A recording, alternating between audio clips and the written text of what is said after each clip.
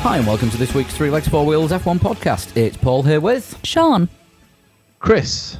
And Lee. Bit of a delay, Chris. You been somewhere? Me? No, I'm not delayed at all. How are we all this week? All right, yeah. How are you? Not too bad. Reasonable. Yeah, the weather's good. Sit in the garden. Watch the mad landlady argue with gardeners. That's always a laugh. Nice. Yeah, have to buy fake security cameras for her to put up. I'm sure I've explained this one before, but they arrived today, and some of the spelling on them's fantastic. About they contain small farts that aren't suitable for children. Most farts aren't suitable for children. Let's be honest. Yeah, but children enjoy them more than most. Maybe. The giving and receiving. We all love a good sniff of our own.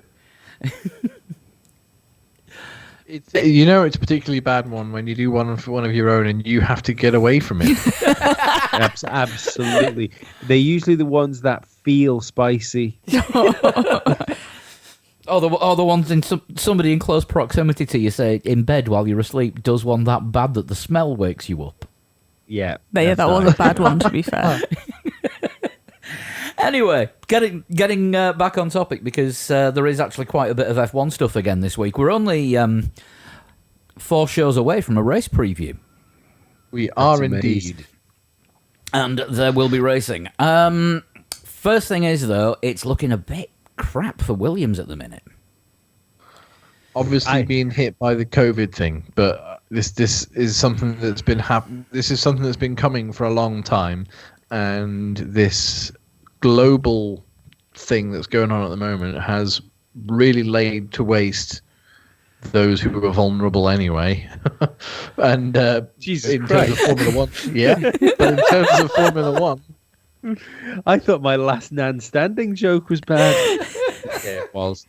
But in terms of Formula One, Williams are the vulnerable party, and economically, they've been on a slide for a long time, and it doesn't look like they can survive this episode. No, I'm hoping they do survive this episode. I don't have to do a jump cut at the end of it. Well, they've said they're working on a new livery for when racing resumes, so that suggests they are at least... terminated their partnership with Rocket, haven't they? Yeah. Yes, after 1 year of a 5-year deal. Which is not good. Now, they released their annual statement last week, and it shows that they've had 28 million in loans over the last year, most of which coming from Nick Latifi's dad. Yeah. And his organisation, and some from HSBC as well, their bankers. Not going to make the cheap joke. But Too easy, isn't it? yeah, but they said they are desperately trying to refinance, and there is no limit to what they'll do, including selling the team off. Now they've already mortgaged the historic cars, put those up as security against the loan, which I think was, correct me if I'm wrong, but I think that was for the Latifi money. Not sure. I know McLaren did that. Did Williams do that as well? Did they remortgage their... Yeah, Williams did that a few weeks ago. yeah, okay. I know McLaren did it, but I wasn't aware that Williams had already Yeah, I think I done missed the that same one. thing. Yeah, no, this came out at the end of last week that they had done it a while back. And I do vaguely remember it being a sort of small story about them raising the money against the historic car collection. Obviously dropping the sponsorship agreement with Rocket. Now, according to somebody who looked through the figures, which I will be the first person to admit I didn't, because it's accountancy and I don't understand half of what's going on, because it's when minuses are pluses and various things like that. But It's just maths. it depends how complicated you try and make it. But True. apparently they haven't yet received the first year sponsorship payment from Rocket, which has caused them cash flow issues as well. And it was Williams that had terminated the partnership. Now, I'm only going on a couple of news stories that I've read. So it's looking... the deal with Rocket was looking decidedly iffy. Now, Rocket have said that they are keeping going with all their other motorsport sponsorship because they sponsor W Series. They've been sponsoring the the Race Legends Trophy.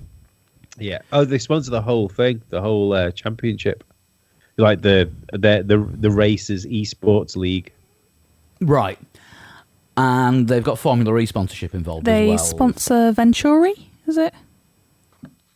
In Formula E? I think it's And Venturi. we also then they is it Nick Hamilton Yeah, in British touring cars? yeah, they're all over Nick Hamilton's car. I think So they're big in tennis as well and snooker. They're sort of sprinkled about the place. they do the over 45 snooker championship. That's the one. So How very specific. To be fair, that means most snooker players. Yeah. yeah, true, it does actually, or at least the ones I remember. But yeah, Rocket basically said that it's what's happened with Williams isn't affecting their sponsorship, but what's happening with Williams is, are we getting towards seeing the end of one of the most famous names on the grid? Looks We that always way. said it was possible, didn't we? Yeah. I mean, that like people keep saying about how it'll be bought up because of the name and the heritage you buy when you buy the name, and has that ever worked? You know, really, like Lotus, Brabham. no, but that's right. Has it ever actually worked where somebody's come in with the funding to do what needs to be done in the team? No, and exactly. not- That's what I mean. Yeah. So, it doesn't look good. You know, if you've got Tyrrell, for instance, and the name Tyrrell was, and that didn't stay in Formula One, so why would Williams? I think the issue is when you get someone who's rich enough to buy a Formula One team, they then come with enough ego that they want that team to carry their name. Yeah. So they wouldn't Yeah. necessarily want it to be named after some other guy. And even if it's not ego, it's having something to peddle. You know, having something that you want to promote. Yeah. Yeah, because we all wondered what was the actual meaning behind Racing Point last year, and then we find out it was just a holding pattern before Lawrence Stroll names it after one of his companies that he's bought. Yeah. So I was still convinced as soon as he bought Force India out, within a year it was going to be Hilfiger Racing. Yeah. Yeah, or at least heavily sponsored. You know, like it would have been a title sponsor. Yeah, Tommy Hilfiger Racing Point or something. Yeah. It's sad. Like because I had a discussion with somebody on social media about this because they sort of pointed out that it was quite a quick. Sorry, it's been quite a long fall from grace, and I pointed out the 2/3 in the Constructors' Championship. 2 seconds. Was it 2 seconds or 2/3? I think it It's might have two been a second and a third. Yeah. And even in I can't remember what year it was now. When Barrichello was in the car, they were like fourth in the championship then, and it's not been like as long a drop as you think it has. It's been coming, but it's been since obviously the last year of Martini Racing wasn't ideal, but it's been the loss of that sponsor. But more importantly, the loss of actual drivers, I think, has been the problem. Yeah, because if you go back to when the Turbo era started, 2014, Mercedes were the top dogs, obviously, because they had the jump on everyone else. But then really, for much of the season, it did look like Williams were the second best team. Now, I can't tell you exactly where they finished in the championship that year, but the following year was when they should have won the British Grand Prix, and they didn't. It's just they had Felipe Massa, who, okay, fine, may have been past his best after his very nearly title at Ferrari, and Valtteri Bottas, who's clearly got a lot of pace. He's clearly a very fast driver. Strong mid-grid team, though. Well, strong upper towards the top end of the Yeah. grid team, and it's just. I'm not saying that either of those drivers were pay drivers as such, but there was a history of starting to bring pay drivers in, and then that's all it appears to have been lately, with Stroll and Sirotkin. They were even teammates, weren't they? At one point, Stroll and Sirotkin. Yeah. Yeah. I mean, well, even Maldonado. If you take Maldonado, who was a paid driver, he was bringing a lot of money into the team, but he was massively crashy. Let's not beat around the bush there.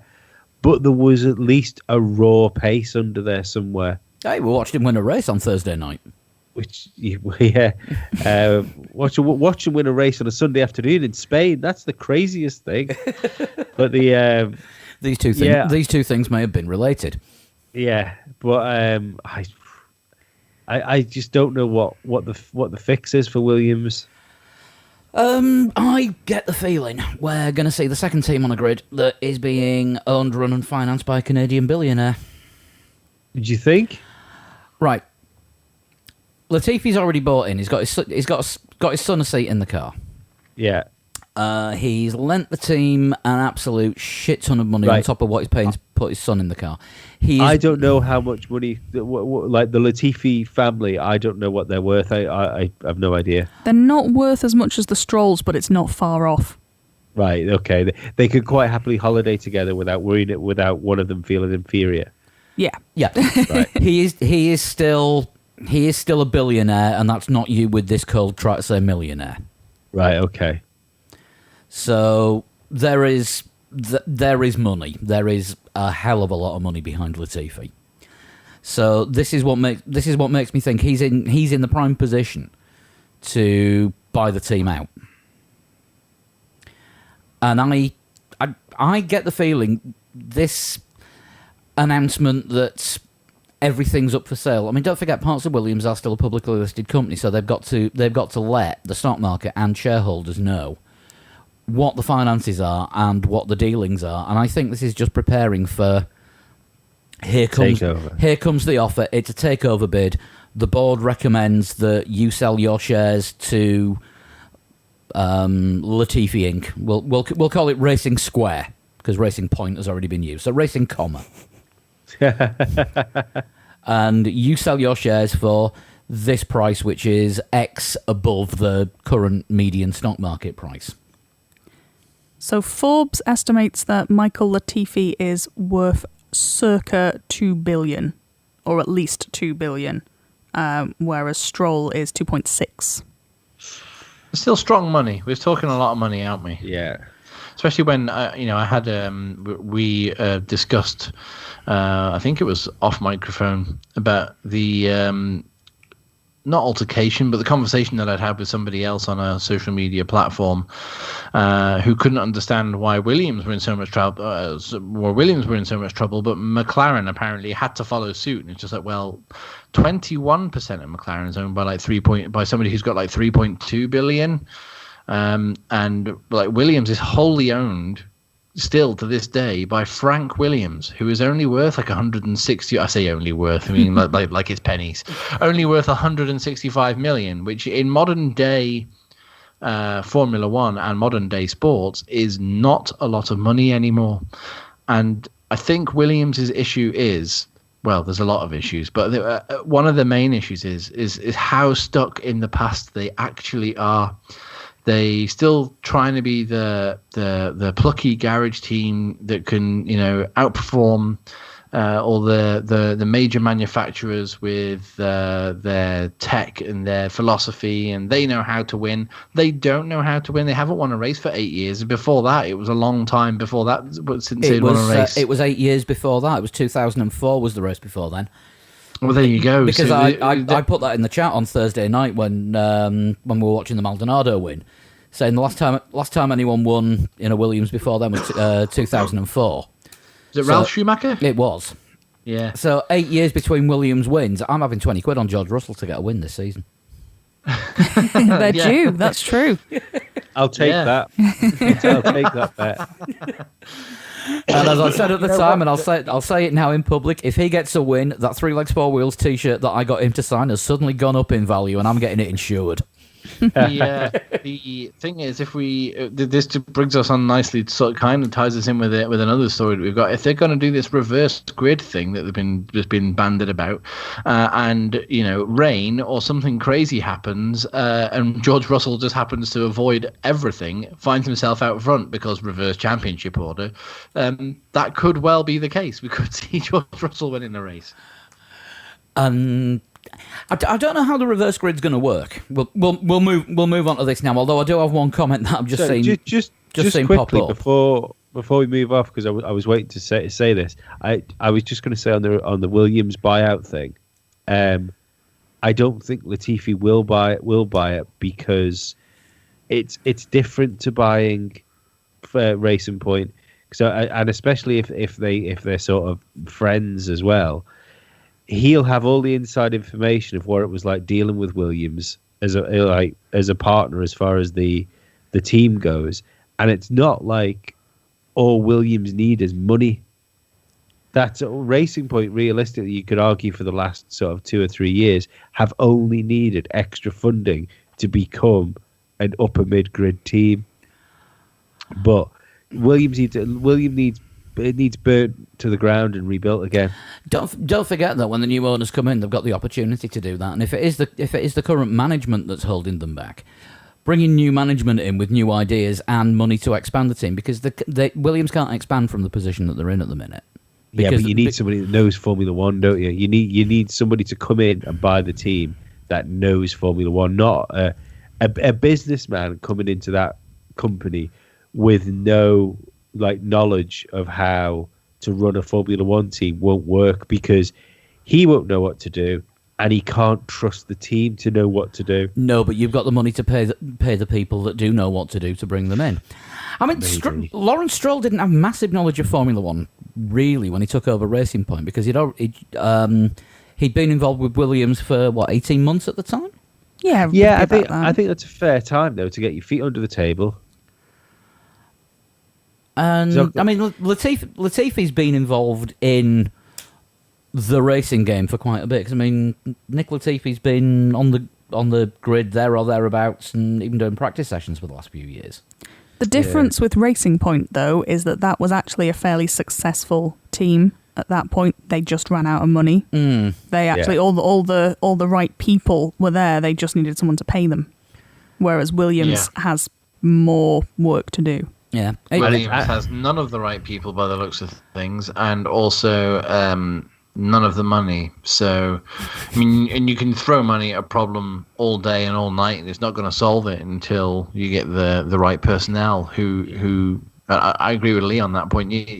If somebody comes in and throws a lot of money at the team, there's no point throwing money at the people who are already in the team. They're going to have to wipe the board and start again with people who know what they're doing in Formula One. And this is what I think will happen. I think if Latifi does buy the team out, we'll see huge sweeping changes.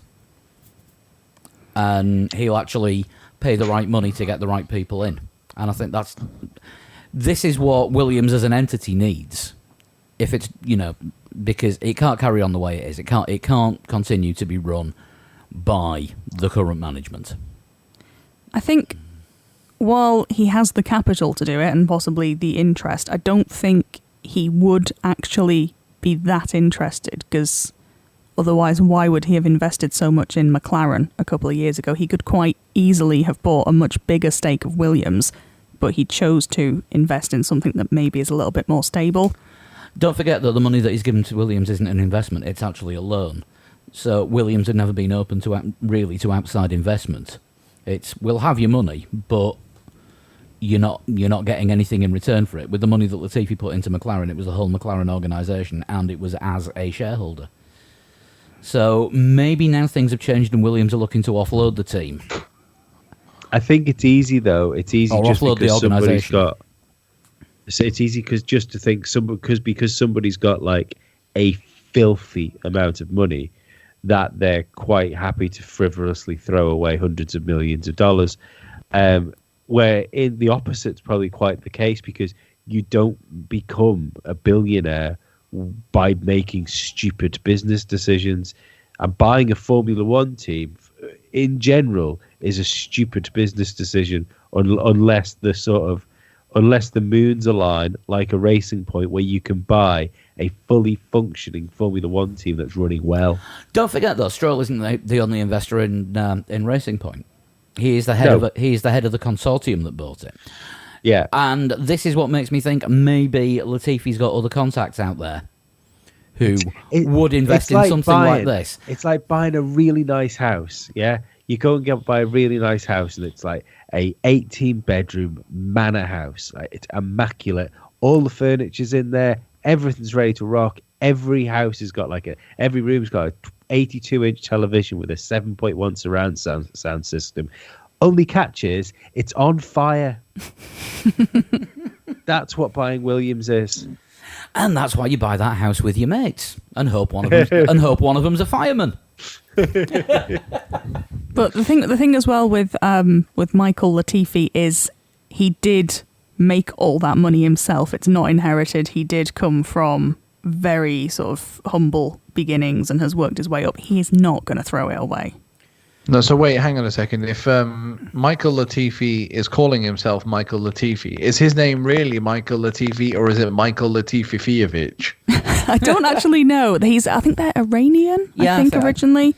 But I think when he emigrated to Canada, he worked like a real entry-level job in McDonald's and learned all about costings and import and export through that, and then set up his own Got you. business. So he's self-made. Very much is so.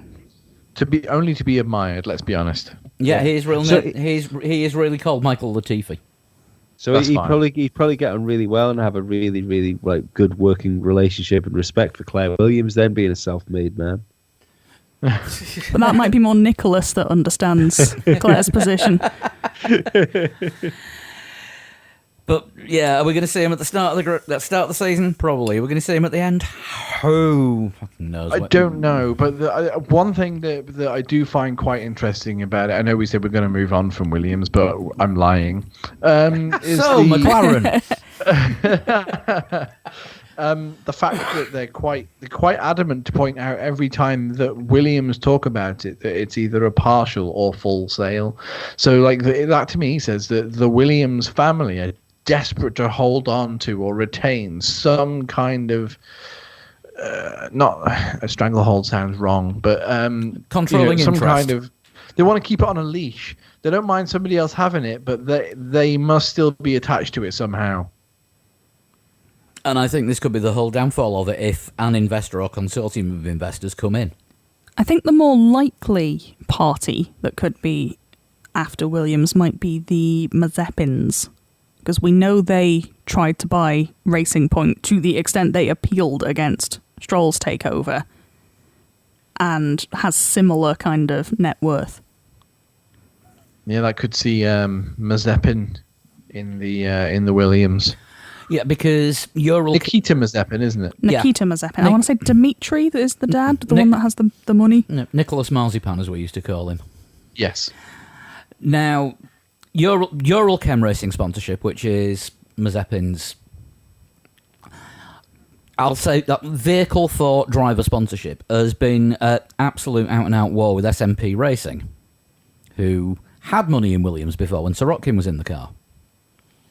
And those two have been at each other's throats for a few years.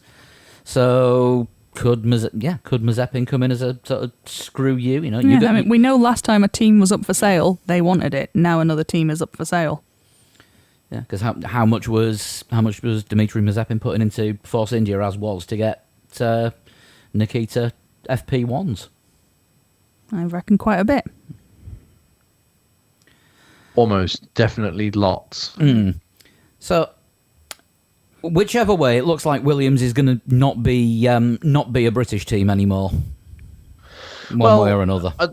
Yeah, I don't know about that, and I know a lot of people are, like Lee said at the beginning, like romantically holding on to the fact that, well, the Williams still might be in charge. It would just be owned by different people. No, not a That's chance. the problem, though. Exactly. Yeah. This is why they're at where they're at now. This is why they're for sale. You might as well put Serena Williams in charge. No, she'd get Probably shit done, do. though. This is true. Yeah, but their Twitter and Instagram accounts will be a hell of a lot more interesting. You've seen the signed for Williams. you've seen the scary doll Instagram. Yeah, that thing is weird. Serena's child has a weird doll that has its own Twitter account, like blue Is it tick called Twitter account. Claire? No, I can't remember what the doll is called, but they take pictures of it everywhere the doll goes, and it's a bit odd. So there's a side seen- note. My friends took a pet monkey on holiday once and took pictures of it in bars and things. Not like a real one, or like a stuffed toy.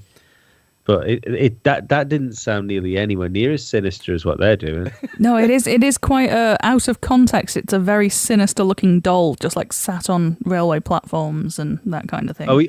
Are we talking like Annabelle styles levels of creepy here? Like Winston from Jack Whitehall's Travels with My Father. Yes, like Winston. That is weird. See, the only thing I want to hear as far as Jack Whitehall and travel go is accident. You're not a fan? I like comedians. That's Michael my Whitehall. issue. Michael Whitehall is a natural comedian. I don't think he means to be funny. Obviously, he's playing a character when he's on TV with Jack, but some of the things he says, you can just tell they literally are straight from his mouth, and they are just the funniest things of the program. So the funniest thing about Jack Whitehall is that he's got a dad. Yeah. Nobody's ever been so deadpan since Pan died. Fuck me, the doll's got a Wikipedia page. Oh, God, that's it. What's the doll called, by the way? Kai Kai. Of course. Right, everybody go and look up Kai Kai, because you... How do you spell that? I've shared the Wikipedia page in our Three Legs Four Wheels chat, but it is spelled Qai. I can see that now. And That's not a normal looking doll. And don't send any bills for therapy to us. Where's Kai Kai? That's something. Hey Kai Kai, where are you? Lee. Open the fucking thing. Oh, Come yeah. on. Yep, that's not fun. Shall we talk about reverse grids? Yes. Yeah, I What thought. the fuck off.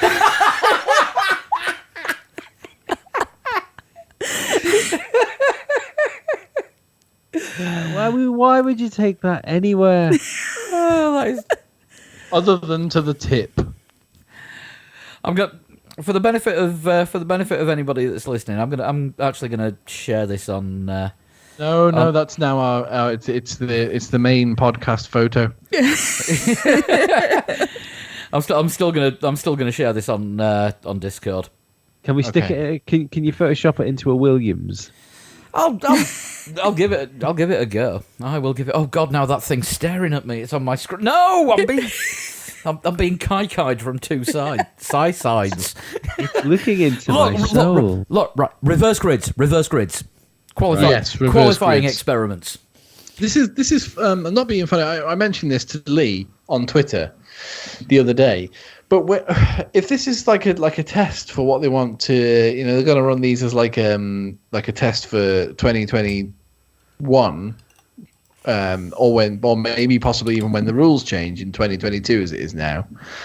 What we're going to get in 2022, if they go ahead with this, is a total hybrid of what I said to fix Formula One about 2 years ago and what Lee said to fix Formula One about 2 years ago. Yeah. Literally is a mixture of mine and Lee's ideas. Yeah. So for 1 year, we are in charge of F1. Or is it, I from thi- 2022? I think we've just been We don't know. plagiarized. Yeah, I think people have been listening to us and just stealing our ideas. Well, people actually listen to us. Apparently so. Apparently Ross Broad. Considering you two aren't even in the same room, that was immaculate flawless. timing. I enjoyed that. I expect nothing less when the lockdown's over and we're all in the same place at the same time again. Well, the lockdown is kind of over for us, isn't it? I mean, I know a lot of people around the world, listeners perhaps, are still struggling with it, having to self-isolate or whatever, or not being able to go back to normal working conditions. But Chris, talk quieter for the benefit of the South African listeners who will all have hangovers by the time this comes out because they've been allowed to buy booze for the first time in 2 months this week. not at all. Good morning!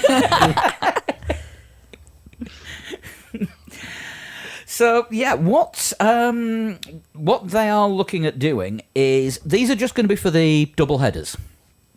So Just for the double headers. yeah, at the moment it's Austria and Silverstone, and according to Christian Horner, possibly one more later in the season. Well, we know Bahrain is scheduled for 2. Yes. Bahrain 2 happens before Bahrain 1. Correct. And I think Mexico or the US might be, because I can't see a Brazilian double Grand Prix. Mexico, yes. I can't see a Brazilian Grand Prix happening. Brazil has said that their Grand Prix is still scheduled to go ahead as per normal. Yeah, but aren't they still saying coronavirus is just the sniffles? And Yeah, did they have they like are 3,000 currently. deaths in 24 hours? Yeah, aren't they the worst country in the world now, Brazil, Pretty when much. it comes to dealing with the virus? Yeah, I I'm think not just so. I'm not just dealing with the virus. The only thing to say is though there does seem to be a trickle down effect when it hits countries. Do you know what I mean? Like where it's swept through Italy, and Italy was the worst country yet. Today they've said that it's essentially the disease isn't in the country anymore. I think we need to keep it in perspective with these things. Sometimes it's where we're looking at countries going, oh well, that country's in a really bad position with it. You think, no, they're just earlier in their part of the curve than we are now. So by the time we get to Brazil time, we very well might be able to have a race there. Possibly, but all that aside, Bahrain is definitely having two. Or that was on the last calendar, and like I say, I think Brazil may or may not happen. But anyway, what they are doing for the double headers is the first race being just standard Saturday qualifying, Sunday race, and for the second one, to mix things up a bit, having a sprint race on a Saturday in reverse championship order. So, which I'm guessing for Austria will be reverse finishing order. For the second Austrian race, because that's how the championship will be. Reverse finishing, yeah, it would be reverse finishing order for the second race. So they must only be doing it for the second of the double headers. Because they can't do it for the beginning of the season, can they? No, that's why I think the first Austrian Grand Prix will be standard Saturday qualifying Sunday race, and the second one will be the sprint race on the Saturday. Yeah, with the grid set for the sprint race in reverse finishing order from the week before, and then the Sunday race starting in the finishing order of the Saturday race. Yeah. They've not said if they're going to give it points yet or not. I like the idea of it though, because it gives much more relevance to Saturday, and whereas your casual fan really doesn't care about the Saturday and the qualifying, they just want to see the race. It lends more gravitas to the Saturday part of it. The fact that there is a race and it decides who's going to be in what position for the Sunday race. So is it going to be like 25% distance or something like that? Has that been decided how long the race will be? Apparently they're in sort of the latter stages of planning for it at the moment, so they've not decided yet. I think 25% would probably be a good idea, because I mean that would work out at about 17 laps of Austria, something like that. That would be about right, wouldn't it? Yeah, because what's Austria's about sort of high 60s. About 70 laps, isn't it? Yeah. Ish. Yeah, so you'd sort of be looking at about 17-ish lap. Yeah. Not enough time for carnage, but give a few cars chance to actually make passes. Yeah. And I think you'd have to look at half race distance for a sprint race, wouldn't you? No, I think that's too long. because Isn't it? you want to be able to thrash the shit out of the tires, don't you? Yeah, you don't want to have a pit stop in the sprint race, really. Otherwise, it's not a sprint. You got strategy in the sprint race; it becomes a race. I think then you just have to look at what tires they were using for the sprint race. But I don't see the. well, I think if they're going to do that, then make it that everyone does a sprint race on the medium of on the mediums. Yeah, of the three compounds. Yeah, it'll stick them out on the yellow tires every week, regardless of what compound that is, be it 2, 3, or 4. You absolutely have to give the drivers the driver at the back at least a lap to pass every car. There has to be at least a lap in the bag to try and get past every car, because I mean, how often in Formula One do we see somebody take over like 3 or 4 people in a lap? It doesn't happen an awful lot. It's most of the time it takes like half a lap to set up, and then they'll do them on the next lap if they're fast enough to do it. Yeah, but it's not the the be all and end all, is it? The Saturday race. So I mean, if you're 17 laps around Austria, and let's say, for example, Lewis Hamilton starts at the back of the grid, and he only manages to pass 11 of the 20 cars. He starts 9th on the grid on Sunday, and you still would say on a normal. I say a normal, like a normal weekend. If Hamilton something was to happen and you qualified 9th, you put in a bad lap or whatever. Yeah, you could be up to 4th in 17 You could be up to laps. 4th. Well, yeah, not even 17 laps. If for the feature race on the Sunday, if that's going to be a full race distance still, starting 9th, he'll be at the top end of the race by the end. So I don't think you need to allow too much for the sprint race, because otherwise you'll end up negating the Sunday race. But you can't have so few laps there. It's an insurmountable task. There has to be a realistic chance of the best cars at the back of the grid still getting to the front. Otherwise, it's an unfair. It's unfair anyway. Essentially, I don't mean unfair as in it shouldn't happen. Just the way it's worked, it weights things against the stronger teams. But if you weight things against the stronger teams and make it a task that is just simply not doable, then I think it's a bit funny. You want to give them the opportunity to at least to get pole. I think 17 is enough, though, if you're at the back. You've got 2 DRS zones every lap. You're going to have faster cars trying to pass slower cars, so some people are going to take themselves out just by sheer tripping over. Yeah. I think if you are genuinely that much faster, I don't think 1 to 2 cars per lap is unreasonable, assuming the field remains bunched, which it will do because there'll be safety cars. I think Hungary would argue with you. You can get passing at Hungary. This is the thing. I don't understand why people have got such a downer on Hungary being like the 3rd race of the season. You can pass at Hungary into the first turn, into the second turn, into the 4th turn, back part of the lap if you're really brave. There's opportunities to pass at Hungary. It's not like there's zero places to pass. I think it's not necessarily the track, is it? It's the way the cars have been.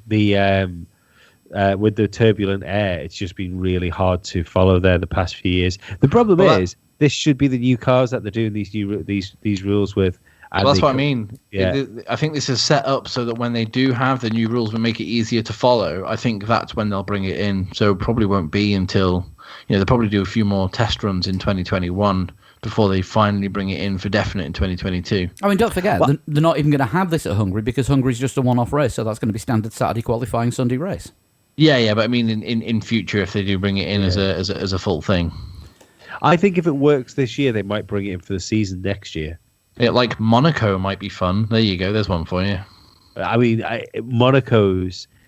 I'm definitely starting to go towards to be in the club of we should just get rid of Monaco as a race. As an exhibition, I think it's worth putting together because it's Monaco. It is still a really good test of driver skill. With the barriers being literally lining the streets the whole way around the circuit. Sort of the position of it on the Mediterranean and the fact that it's got all the glitz and glamour that comes with it as well. And Flavio's, I think it's a great idea for. Sorry. And Flavio's in the house. And Flavio's in the house. I think it's a great place to have an event, but as a championship race, I'm not so sure. But then with it being so traditional and also the one of the longest running events on the calendar, do you then just ditch it off the championship? It's a difficult one to decide, but they could. There is the opportunity for them to change Monaco, isn't there? Because they're reclaiming a load of land and extending the actual Monaco itself, the place. So there is the potential for them to change the track once that's finished. Yeah, I mean there is actually talk of a completely redesigned circuit in 2 years' time. Keeping some of the iconic stuff and adding new, faster areas. I don't know. I'm not sure. Is it, the land that they're reclaiming, isn't that mainly harbour work so that they can get more boats in, so that they can get more money in? I don't know, So the- but they asked Prince What's-His-Face about this a couple of years ago, and he said that they hadn't ruled out adding track. I don't know that Because he necessarily gets Formula final E say, did but a different circuit, didn't they, to Formula One? yes.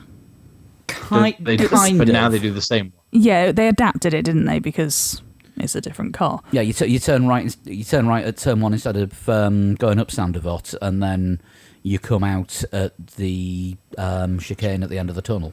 Yeah. So it's kind of half a circuit, and you don't do the tunnel or the hairpin. God, could you imagine Formula E at the bloody Lowe's hairpin? The way that, well, every Formula E driver decides to drive onto somebody at every slow corner. It'd be like some sort of sci-fi movie where all the drivers and cars just like meld into one. Was it the what was it called? Was it the Philadelphia experiment where the ship disappeared and came back and there was like crew members hanging out of the side of the of the metal and stuff? Be like that. I was thinking it was going to be something like Starfleet, where they all merged into one giant robot. Yeah. Or was it Quaid? Was Quaid the little man hanging out of somebody? It was. Total Recall. Yeah. That's what every Formula E driver will be like. Yeah, don't have a reverse grid race at Monaco. It would not be pleasant, and don't have a Formula E race there either. I tell you what would make it exciting is if you had a reverse grid for a reverse track for half the grid. So they started like back to front, and then 10 cars go forward and 10 cars go back, and we only get one lap of action, but that middle bit would be really exciting.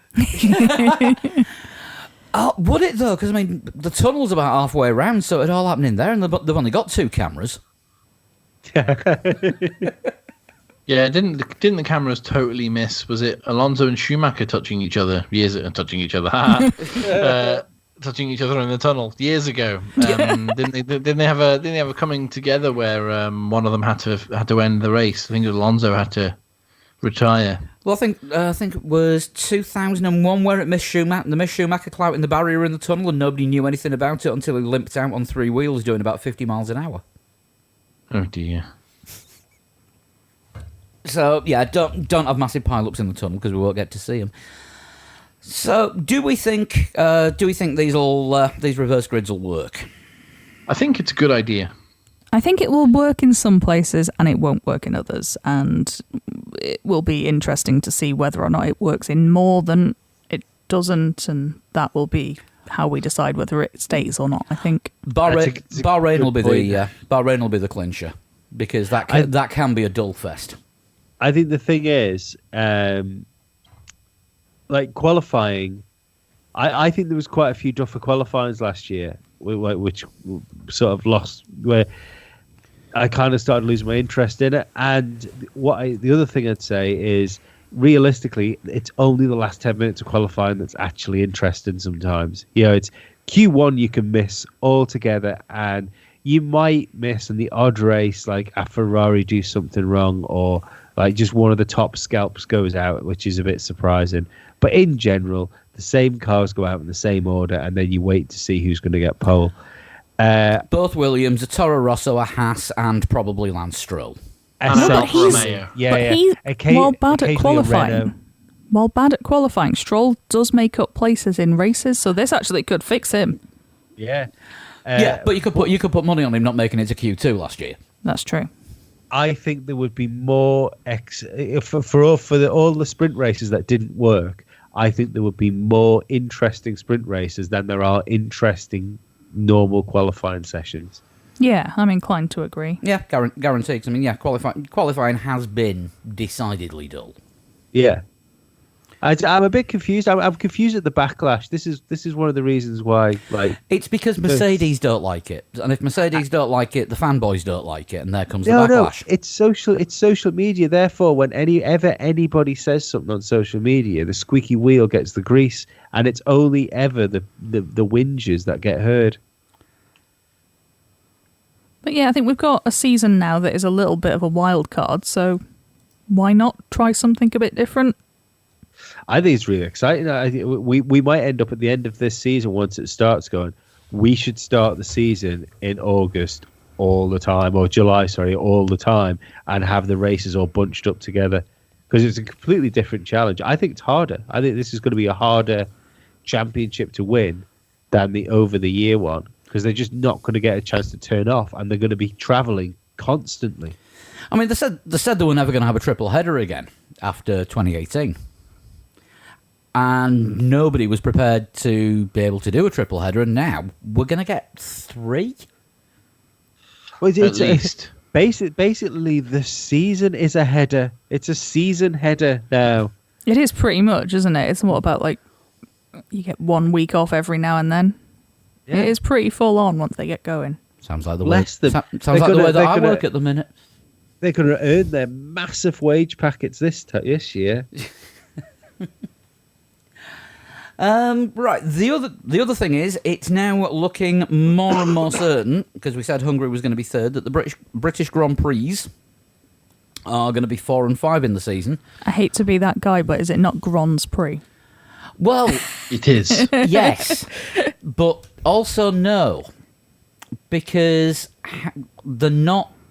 Where there's going to be 2 races in one place, they're not going to have the same name. So we're not going to have British Grand Prix 1 and British Grand Prix 2, or Austria 1 and 2, or Bahrain 2 and 1. There's talk of calling the second races in countries something different. Oh, all right, so the naming rights are up for grabs. So Possibly we're going to have Boaty McBoatface Grand Prix. That's what happens when they let us name things in Britain. because democracy does not work. Correct. So we could get the European Grand Prix back. At Silverstone. Oh, I was going for Bahrain. No, Silverstone. Because it's about as logical as Baku. Well, watch all of the Brexiteers get really angry that the European Grand Prix is held at Silverstone.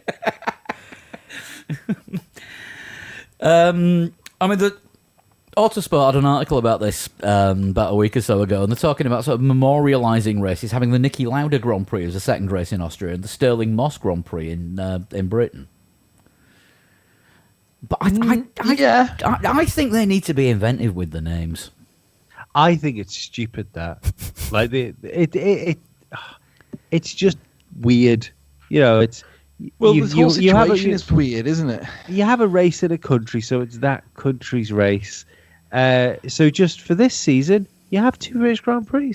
Just have 2 British Grand Prix. I think you We're can not going call to it. race around Stirling Moss. You can call it what you like, can't you? We're still going to call it a British Grand Prix. Yeah. I don't know if they called it something like the Northamptonshire Grand Prix. It sounds like something you'd see at a village fete. Yeah. Yes, I suspect that's an event involving cheese contests and stuff like You could that. have the British and English Grand Prix, couldn't you, if you wanted to? If The it Austrian and bothered you that Bavarian much. Grand Prix. Yeah. The Bahrain and the Desert. Or just go. It's the British Grand Prix. Join us next week for the British Grand Prix, and just 2 races there without numbers or anything. I'm sure people would work it out. this is the It's just how it looks in the history books, isn't it? I mean, Lee and I were having a conversation with long-time listener Jeff Sharp on Twitter, and Jeff seems to think there'll be an asterisk next to 2020 because it's not a normal season. I'm not convinced that there will be. If they can get their 15, 16 races in before December, I don't see the need for an asterisk. The asterisk will only take place if, for whatever reason, they can't muster that many races, and we only end up with like 12 races or something. That's the only time I think they'd actually be like, oh, 2020 wasn't a full, in inverted commas, season. Because I can still remember, because I'm that kind of age, a Formula One season had 16 races, and that seemed like a lot. And when they put it up to 17, which I think was 97, that was like, whoa, 17 races? Hold on a minute. Yeah. And now we're talking about having like 21, 22 races a season. So if Formula One can get 16 races in between now and December, ace. That's a full season. It's a Yeah, and different hasn't challenge. there been like 10 race seasons in the past? I think so. Yeah. Yeah. Back Yeah, in yeah, the day. totally. You're going back to the 60s for that. But it Yeah. is a much different thing as well, isn't it? Like if you have a bad couple of races, that's it, championship over. If you hit a hot streak, all of a sudden, like, you know, we had the thing last year where Charles Leclerc was untouchable. In that season, that little run he had didn't make that much of a difference. Someone gets on a 3-4 race streak now, they're going to be off. In the Yeah. same way, like if you start the season badly, like a crash at the first race or something like that, it's it could destroy your championship early. I think it's a harder championship to win this. Yeah, there's less time if you do have a couple of bad races. There's less time to, what is it? Hamilton usually just disappears on a yacht somewhere for a couple of weeks. No time for that shit. Roman Grosjean is going to have a nervous breakdown. No, it's going to be race after race after race. Bang, race, bang, race, bang, race. You're Is having a that bad Grosjean, season, bang? tough shit. Yeah. Yep. Yeah, it is, yeah. Yeah, bang, How you're are they having a going to bad make race. front wings quick enough? This is a fair question. What do you think they've been doing? What do you think they've been doing all this time? That factory wasn't shut, and don't forget, Haas have got various teams of various factories all over the world churning out front wings for this very eventuality. Forward shipping 3D printers. Just and closing one factory down when lockdown happens in that country, and then opening another up in another country that didn't have lockdown, permanently buying buildings and building front wings. How do you think New Zealand has managed to get itself back on track economically after their lockdown finished? Haas have actually bought their entire manufacturing infrastructure. Oh, I was That's going what to the say. earthquake was last week. I was going to say they seem to have a figurehead that knows what the fuck she's doing. There you go, Williams. You want a leader? New Zealand's got one. Yeah. Yeah, problem is, though, there is already an Arden Racing. I think Christian Horner would be pissed off if somebody nicked the name off him. Hers is spelt differently. She's point. Ardern. Oh, right, okay. She's then. got a second R at the end. It could be like both Lotai all over again. You could have Arden and Ardern. Yeah, but neither of the Lotai were the original Lotus, were they? Low tie. I like that as the plural. They both had the rights to different parts of Lotus that Lotus had sold off when they went bust. Right. There we go. Right, let's have some other good news. The Italian Grand Prix is going to be a thing until 2025 now. Is it on the calendar for 2020? It's changed so often, and I don't have it in front of I me because think- I'm slack. Do you know Yeah, what? it is, That isn't it? That is one that hasn't changed. It's still taking place on its original date that was announced last So like December. 9th of September or something. Yeah, Cool.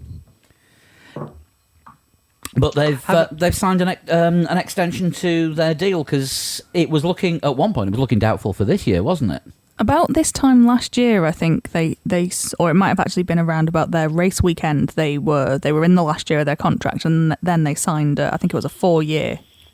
Must have been a 4-year or a 5-year. I can't count. They signed a new contract, and then suddenly tonight they've added an extra year to it. I wonder if this is to make up for the fact that there's a good chance that this year's Italian race will go on without spectators.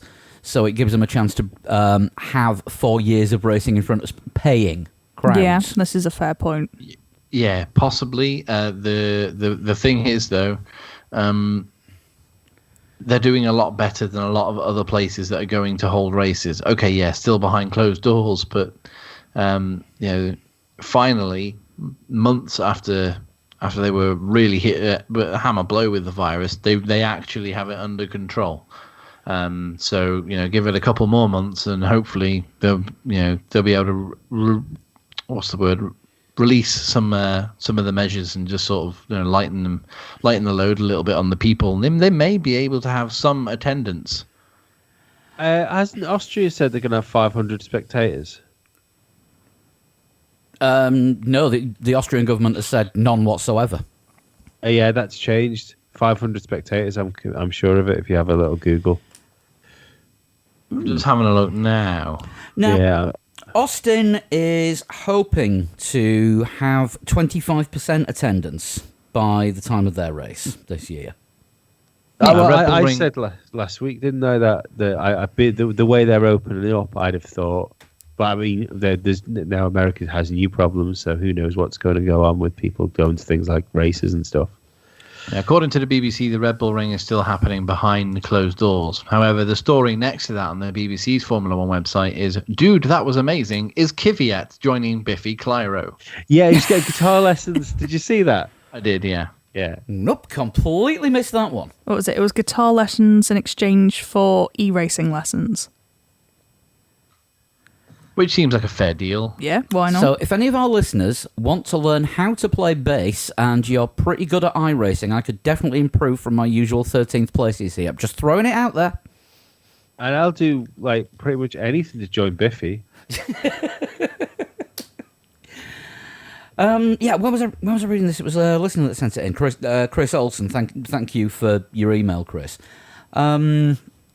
I mean, it looks like COTA are trying to run as big a schedule as it's possible to do at the moment, but it does look like they're going to be allowing 25% attendance in without all the normal Circuit of the Americas US Grand Prix events. So there's going to be no big Friday, Saturday, and Sunday night gigs. Yeah, I think this is a Texas-wide rule, isn't it? If you have open-air venue, you can have quarter capacity. Yeah. Which would probably still be about 8 or 9 times the attendance at Bahrain. Oh yeah, Bahrain will be fine, won't they, for quarter attendance? That'd be... You won't notice. But what the Bahrain Grand Prix promoters have done is actually got in touch with all the Australian Rugby League and German football teams saying, well, you don't need those cardboard standees anymore. Can you just ship them over to us? Yeah, that's interesting. I've Googled this 500 fans in Austria thing, cannot find it. I wonder where I read that then. I know I read it somewhere anyway. Maybe it was just a proposal. Did you have some cheese before sleep or something? Was it a weird dream? I don't think so. I haven't been drinking a lot either. Oh, and you said the G word and that kicked I did wonder what I was hearing there. Yes, we have one of those G devices in here as well as one of those A devices. I must turn voice controls off on both of those. So, yes, where were we? So, yeah, I wonder if this Italy thing is down to F1 giving them the opportunity for 4 years of fans, which was allowed, which, to be honest, seems like a good idea. And at the moment, any races that can be had at any point over the next 5 to 6 years is a damn good plan. Yeah. I think so. I think, yeah. Yeah, I think next year we'll be back to a fairly normal-ish calendar. I don't think. Hopefully next year we won't see any cancellations due to any viruses or anything. All being well that this not hoped for second peak doesn't happen and we get a relatively normal winter. But let's all be let's all be honest here. Like, if there's an alien invasion before the end of the year, I wouldn't be surprised the way things are going. No, me neither. 2020 needs to chill the fuck out. We've had this conversation already, Lee. Nothing to do with 2020. It is. It's the whole numbers. 2019 passed the bag to 2020 as 2019 was leaving the party. 2020 walked in with coronavirus and fires for everyone. And fucking hay fever as well, by the feel of my face. Okay, that's think every I've got to the bottom of this Austria thing. So officially, the ban on spectators at sports in Austria is on events of over 500. So in theory, they could have up to 500, but F1 specifically has made it a behind closed door. Right. So cool, I think there's been some wild confused. speculation about the fact that they could have 500 if they really, really wanted to. Possibly from a similar Formula One site that said Toto Wolff was definitely retiring It could happen. within the next week. This happened about a That's week ago. less so, likely. yeah. Yeah, it's been a week since it was announced that Toto Wolff was going to retire, and he hasn't retired yet. I am dreading the jump cut that I'm probably going to have to curse myself with for tomorrow. I'm about to say something that I may regret as well. Oh, good. Jump cuts are available. So Jacques Villeneuve. I also saw a lot of people, listeners, and also people I follow on Twitter, retweeting a horrendously unreliable Formula One source saying that Renault have confirmed that Alonso is an option for 2021. Nowhere else is reporting this. Do you know what? That was the same site that was quoting the Toto to retire one. Bollocks. I mean, He's still technically, right. he is. He is an option. He is a driver not under contract, just like Maldonado is an option. Lucas de Grassi would be an option. Jean-Eric Verne is an option. Taki Inui. Yeah. Michael Schumacher. He's Technically, not signed yeah. for anybody else. Not under Sterling Moss contract. hasn't signed for anyone next year. No. Yeah, anyone who doesn't have a contract is technically an option. That is not factually incorrect. It doesn't necessarily make it a news story. But have Renault confirmed anything? No, That not they're as not- far as I can. As That far as they're I n- can see. Yeah, they said they're not going to do any serious talks until after some racing has happened. Yeah. The only thing Renault have confirmed is Danny Ricciardo is not going to be driving for them next year.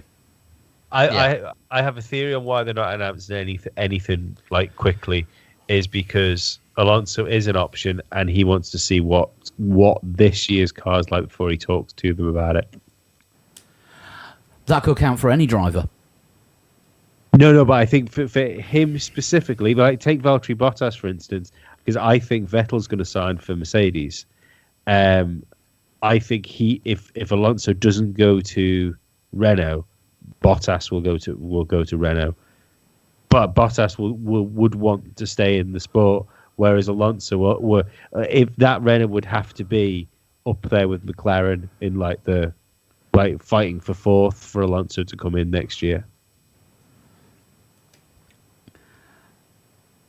Probably, but I mean, it's Renault. Maybe the reason that they aren't going to announce signing anyone is they're not going to be around, and it will. It will be them that decide. It'll be the new owners. That car looked all right in testing. I know it was a long time ago now, but we keep trying to talking remember. about. Yeah, we keep talking about the Renault like it's in the same position it was last year, where it does look like it's not done a bad job, and because of the rule freezes as well. If whoever's going to go to Renault is going to be driving the same car next year. I think we're probably still a couple of other driver movements off really knowing who's going to be in the mix. Yeah, I mean, don't forget, Danny Kvyat hasn't been fired for a while. This is true. Maybe Do you Biffy think- do you- Clyro do you have think fired he's him. Do you think he's got potential to go to a team though? Like, has he done enough to be on the shopping list of somebody? Who? Kvyat? Yeah, No, but every time he gets fired, something else happens elsewhere. that's true. That is true. You know, Pierre Gasly's still got a job this week. For now. Yeah. Yeah, to be fair, his penultimate race though, did he not get a podium? He beat Lewis Hamilton in a drag race to the line. Yeah, he did finish strongly. He got a podium. Albon didn't. That was the Hamilton same as well, race. though, wasn't it? It was in the same race, and it was Hamilton that was Yeah. involved in both incidents. One's going too fast, the other not quite fast enough. Correct.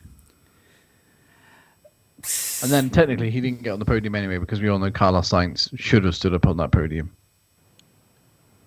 Also true. Yeah. Moving swiftly away. We're gonna end up with silly season part 2 later on in the year. I think that is pretty much a given. Whole season is a Yeah. silly season. All right, even sillier season, Silly. It kicked off when Vettel left Ferrari. and he's not even left yet. I know, yeah. I mean, everyone's talking about him like he's decided that he's not racing this year, and I don't know, he's retired to go and take up woodworking full time and make pancakes while wearing Crocs. Well, some people are talking like the driver movement's already announced. That it's happened already. Like we're not going to see Vettel in a Ferrari anymore ever again. Like of course we are. Sainz isn't moving to Ferrari until 2021, and we still got this season to get out of the way first. I thought it was really funny when Sainz turned around and said all he's focused on is making sure McLaren finish fourth in the championship. I was there thinking, I don't think Vettel is keeping himself awake at night trying to work out how he can maximise Ferrari's finishes. No, as I said, a couple of weeks ago when the news was still kind of fresh. It was still a week old. It's going to be Vettel racing for himself and not for Ferrari, which I think is going to prove entertaining for the rest of the season. Don't forget the saying, a week is a long time in F1. It's just this year, a week is about 5 years anywhere. It is, yeah, this is true. I've been told, by the way, I've got to take next week off work because I booked it as holiday. Oh, see, we had the opposite at work. I couldn't get a bloody holiday for a couple of months. I was like, oof. And because of our cancelled bank holiday, local bank holiday, don't panic, UK people, I have to go into work on the Friday. So I have to have 4 days off and go into work on the Friday. Hilarious. It's amazing, isn't it? Yeah, I managed to cancel all the time off I'd booked for TT on within about half an hour of the announcement, because I thought they'll probably bloody hold me to this, and I can use it better some other point during the year before finding out I'm not going to get a chance to take it. My boss is now a bloody politician, and he's leaving. Oh dear. Yeah, I'm not actually that bothered about taking a week off. It means I can actually work on the music I didn't work on when lockdown was actually a thing. Well, I've still got another month of working from home, so I would have started working on some music this week, but I bought a new mixing desk and it arrived broken. Oh. Yeah. Handy. Yeah, and it was going to be the new podcast mixing desk as well, so we're now waiting for a second one to come. A different make this time, one that doesn't make a god-awful hissing noise or say Behringer on it. Behringer have stepped up. They're all right now. It's In that case, I bought old stock. Yeah, we're using the last 3 available channels on a Behringer desk here tonight. What if it 12 channels? Is that what it's Yeah, got? but how old is that one? Well, We're not entirely sure. the Within the last couple of years, Behringer have really stepped up. The guy who took over Behringer, I know this is totally nothing to do with Formula One, don't really care. The guy who took over Behringer, he's basically said that he's tired of all the jokes being like, oh, buy Behringer, buy twice, and stuff like that. So he's really made an effort for Behringer to produce some decent stuff. And even Martin, who used to do most of the audio with Lee, has said that Behringer stuff is really good now. I mean, the old joke was, how do you get your hands on Behringer gear? Buy a second-hand shop and wait. That would work. But no, there's a new Tascam desk coming next week. So we should sound better once we can all sit around the same table and record when we're recording around here. That sounds like a good idea. And, of course, with the way that the Isle of Man lockdown situation is at the moment, we could actually do a 3-quarter podcast with only one person on Skype, as long as that one person is Lee or Chris. Unless, of course, Lee and I move in together, and then we can both be in the same room at the same time. Well, it is Pride Week. It's Pride month. Whole month. For months, sorry. Wow. We will, however, even if I imagine things may have evolved by then, but even if the current rules are still in place when we get to races... Things would have certainly evolved if me and Flood decided to move in together. But yeah, even when we get to races, we can blog in the same room. That is true, because Chris will still be able to come around here to do the blog, and we'll be doing the live YouTube wrap-up shows afterwards as well. Cool. Because we've got that camera kit, and I'm determined I'm going to bloody use it round here.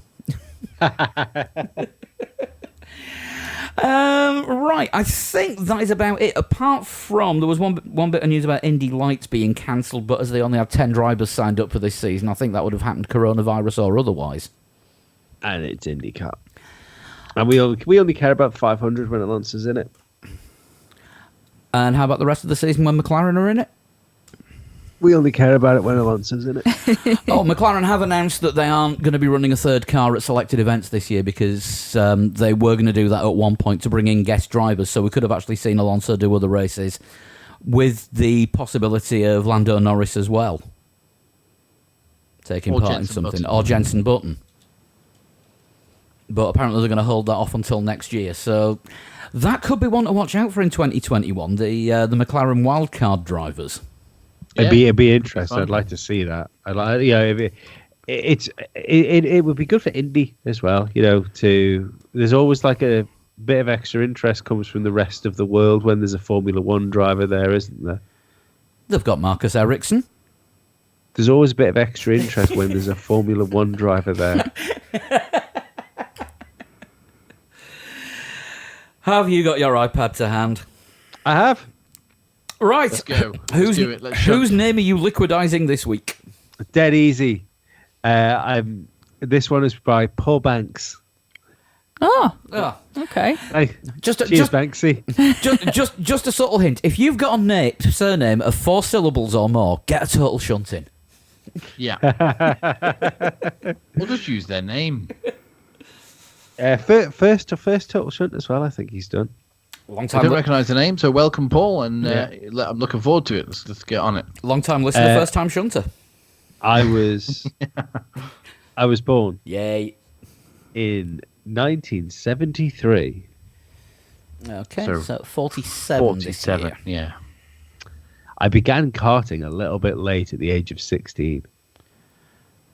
That is monumental. quite late, That is yeah. really late. Yeah. I have competed in series like the British Formula 3, Formula 3000, IndyCar Lights, Kart Series, Formula 1, and Champ Car World Series. Ooh, I was going to say someone like Gary Paffett, but then I don't know if he's competed in all of those. Don't think Gary Paffett is quite that old either. Still technically a young driver. I think he probably is still.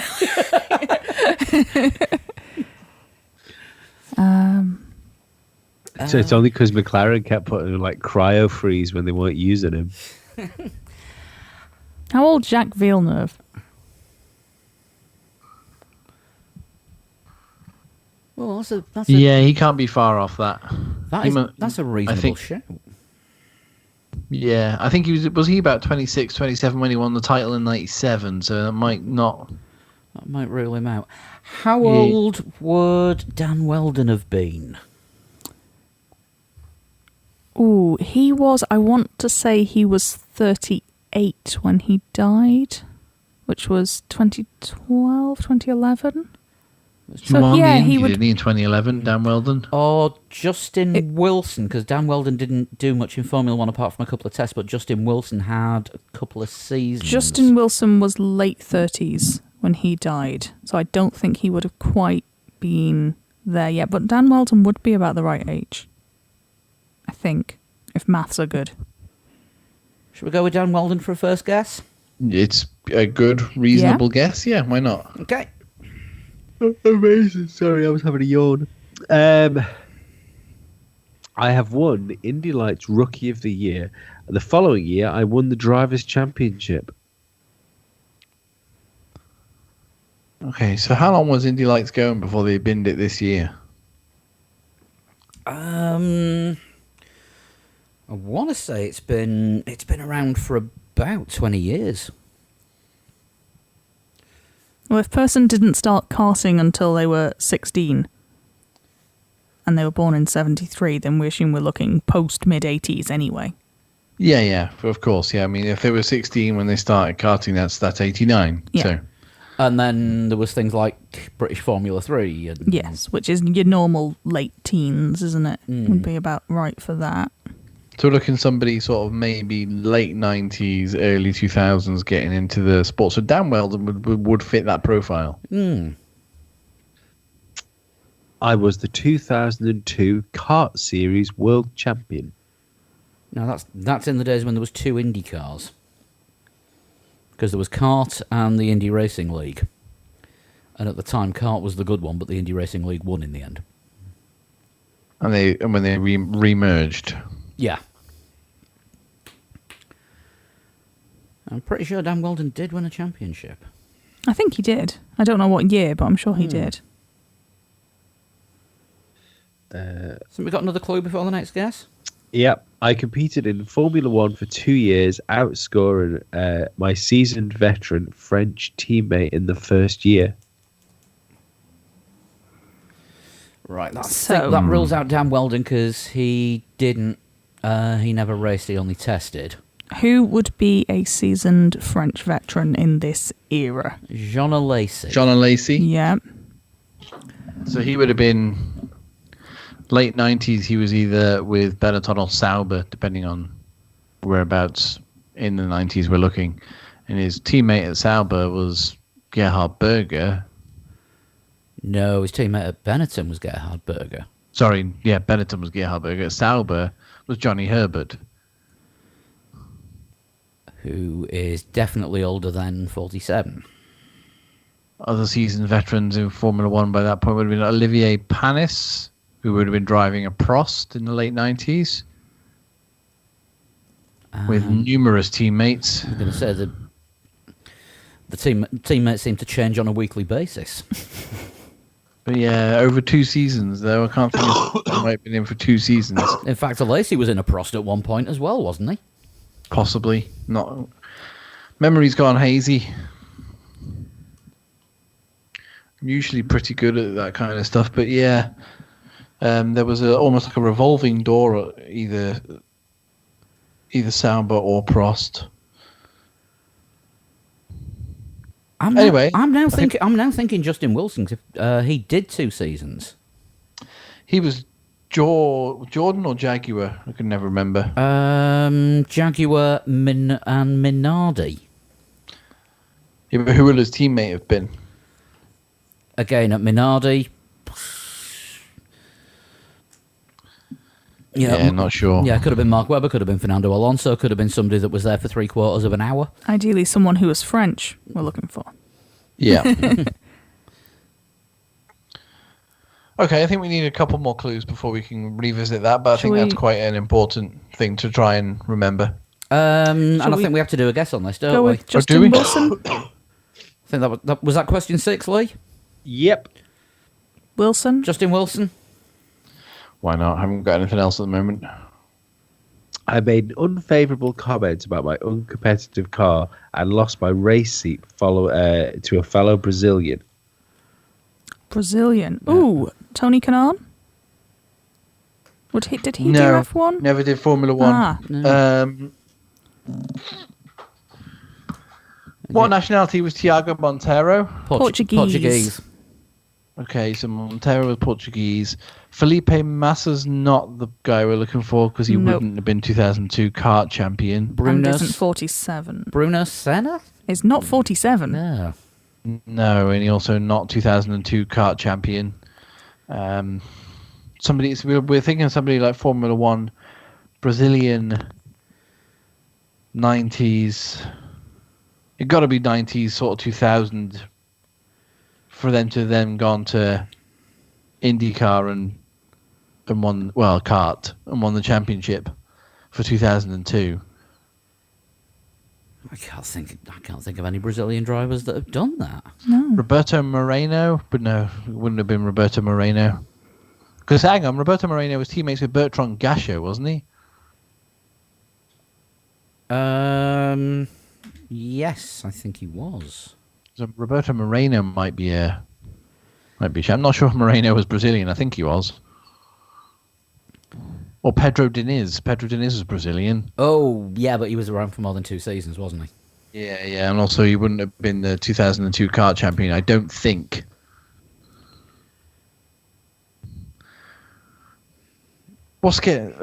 Somebody who made a comment about an uncompetitive car and lost a seat to a fellow Brazilian. Do you know what? Felipe Massa drove for Sauber. So we're looking at somebody who drove for Massa replaced someone at Sauber because the seasoned Frenchman is going to be Jean Alesi. Yeah. So who would it have likely to have been? Would you like the next clue? Yes, I think please. so. Please, yeah. My dad is a multiple-time British touring car champion. Okay. Don't all come at me at once. Don't worry, we won't. No. I was knocked unconscious in testing after colliding with a deer, spending nearly 2 weeks in hospital. Christ.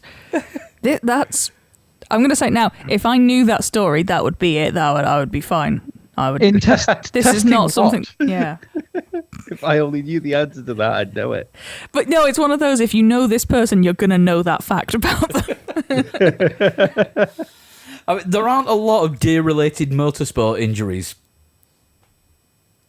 I don't know. No. We get some interesting ones around the TT, don't we? I mean, there's wallabies on the course. Yeah, that is true. Crash, doe, a deer. Right. How many more clues do we have? You have one. There is no spaffer. Oh, we're going to need it. All right. Okay. I'm surprised by these actually because I'm not very good at these, and I know who this is. And Yeah, but you're looking at the answer. You've got it written No. down in front of you. Yeah, That helps. I read the bloody questions first before I get to the bottom to see if I can get it. Sometimes. It's my little thing. Whatever you want it to be.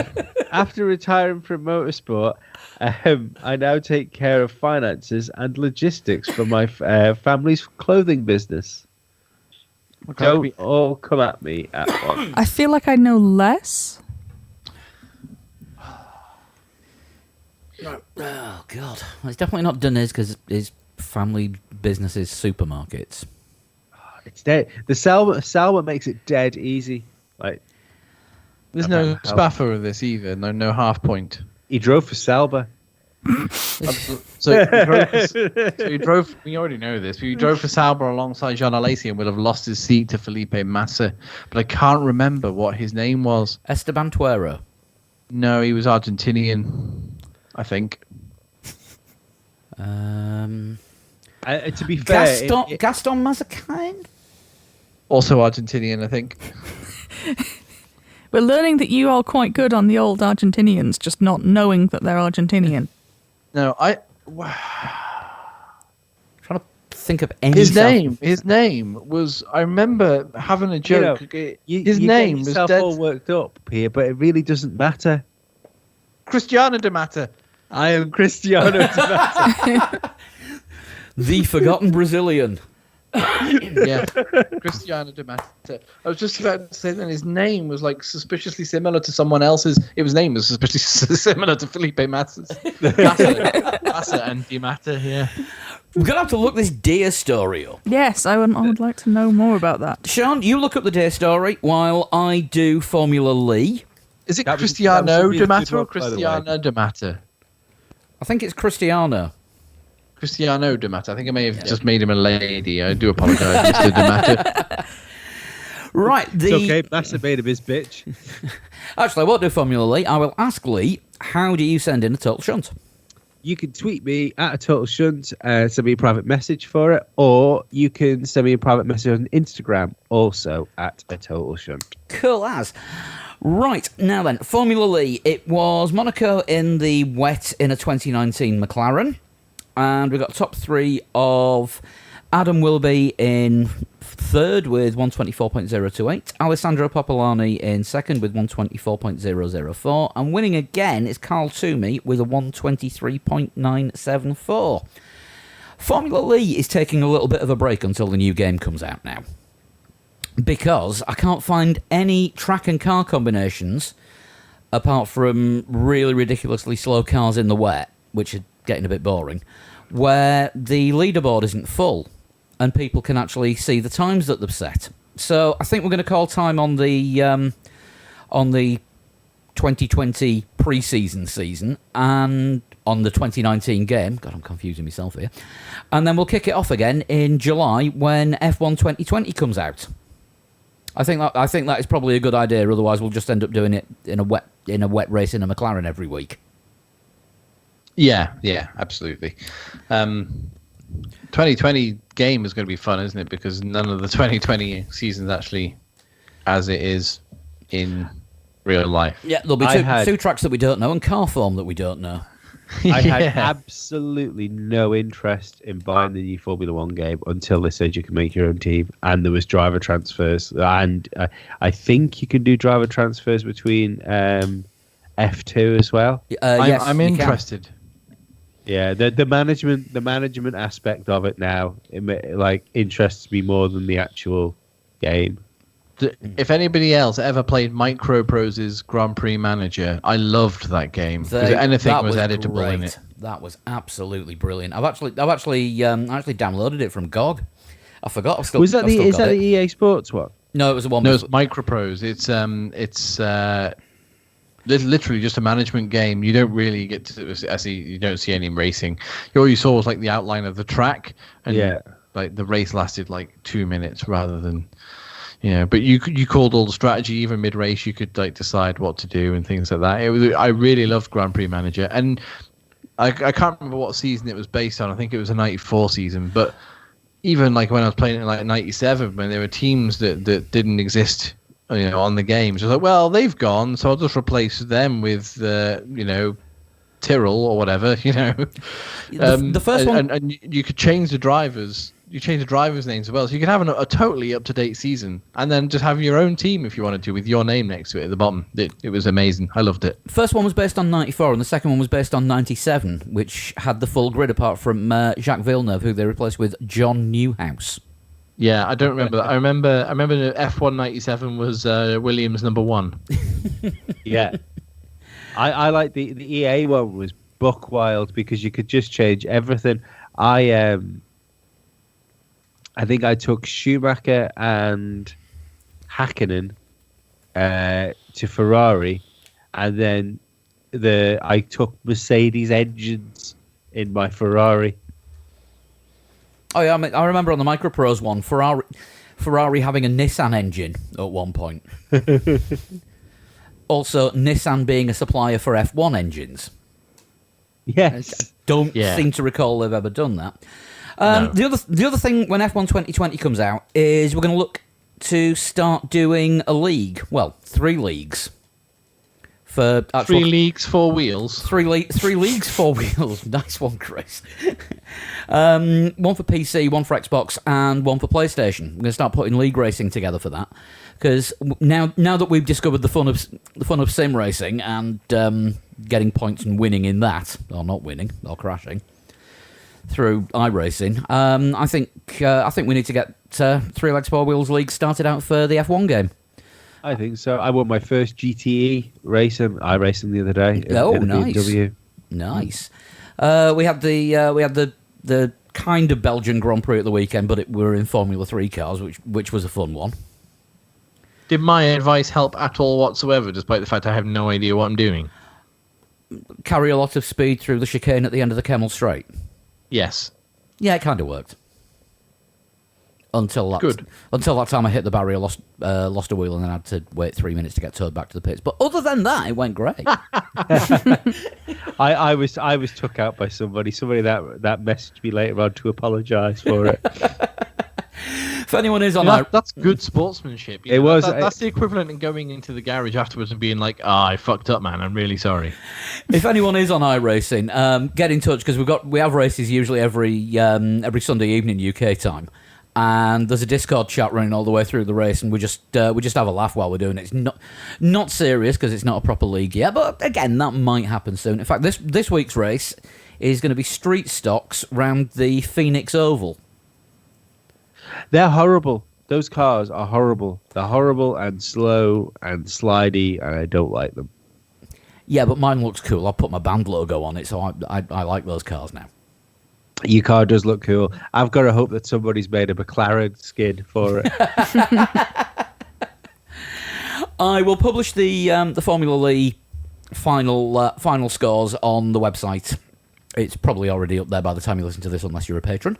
Because if you are a patron, you get to hear the show on a Monday night before Wednesday when we release it at the moment. And if you go to patreon.com/3legs4wheels, you can sign up for as little as $1 a month, and there's all sorts of benefits that are listed on there.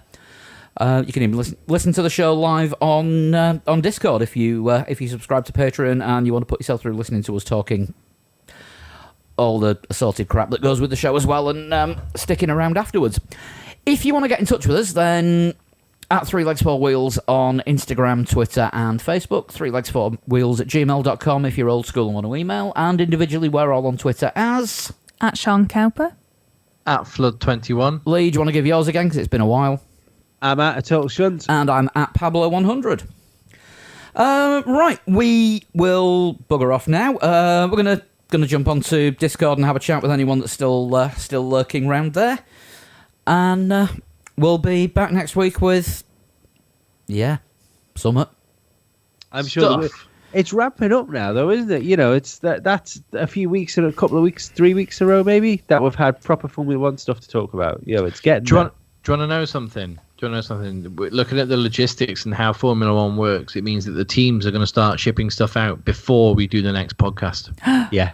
That's exciting. There will actually be Formula One stuff on a road somewhere. Ooh. I don't know if you mentioned this during the podcast, but as well we've been doing the podcast, I've been like just flicking through things, looking for that news article that pops up before we finish recording. And there was an article that stated that the Formula One teams have gone back to work this week before in prep for the new season. There've been a few of them posting like factory pictures and stuff on the socials today. Oh, stop headbutting my microphone, you twat. Oh, you've been invaded. Oh. You've been invaded by a She's podcast. taken it completely away from my mouth. And she's now about to stand on the mixing desk. Tell you what, I think it's probably a good time for us to disappear. Stay safe, and Dizzy has spoken. And we will see you next week. Bye bye. We will. Bye. Bye. Bye bye.